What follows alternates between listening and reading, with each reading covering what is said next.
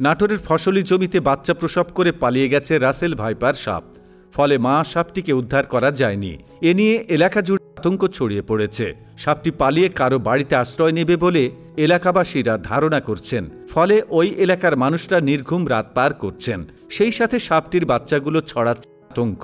গত 23 জুন রোববার সকালে নাটোরের মুহুরুকুয়ার চরে ঘাস কাটতে গিয়ে রাসেল ভাইপারের 3টি বাচ্চা দেখতে পান কৃষকরা।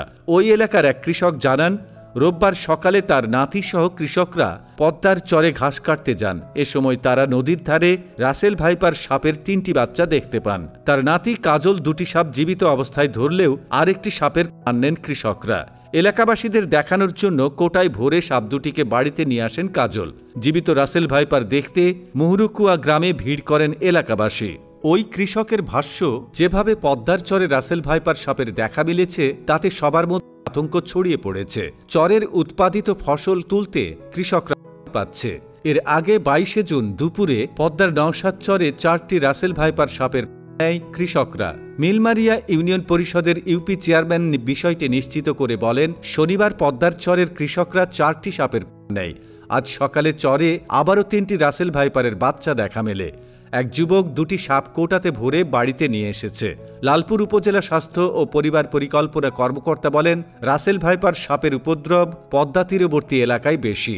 এজন্য আমাদের হাসপাতালে সব ধরনের প্রস্তুতি নিয়ে রাখা হয়েছে। কোনো সাপে কাটা রোগী হাসপাতালে এলেই ডাক্তার ও নার্সরা দ্রুত চিকিৎসা করতে শুরু করবেন। আমাদের স্বাস্থ্য কমপ্লেক্সে পর্যাপ্ত পরিমাণে অ্যান্টিভেনাম রয়েছে। আমরা আগে থেকেই সব ধরনের প্রস্তুতি নিয়ে রেখেছি।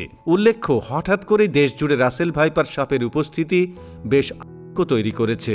বিশেষজ্ঞরা বলছেন, ভারত থেকে বাংলাদেশে ঢুকেছে এই সাপ। বিশেষ করে বন্যা ও নদীর পানিতে ভাসতে ভাসতে এরা বাংলাদেশে ঢুকেছে আর অতি দ্রুত একটি বংশ বিস্তার করে চলেছে।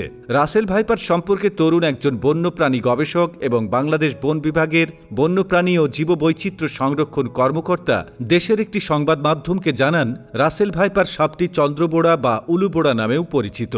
IUCN এর 2015 সালের লাল তালিকা অনুযায়ী রাসেল ভাইপার বাংলাদেশে সংকটাপন্ন প্রাণীর তালিকায় রয়েছে। সাপ, ইঁদুর ও টিকটিকি খায় ফসলের ক্ষেত, বসতবাড়ির আশেপাশে।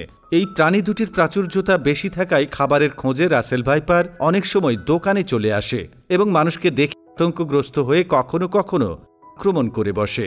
তিনি আরও বলেন, পদ্মার চরাঞ্চল, নদী অববাহিকা ও বরেন্দ্র এলাকায় উঁচু নিচু ঘাস বা ফসলের জমিতে এই সাপটি বেশি দেখা যায়।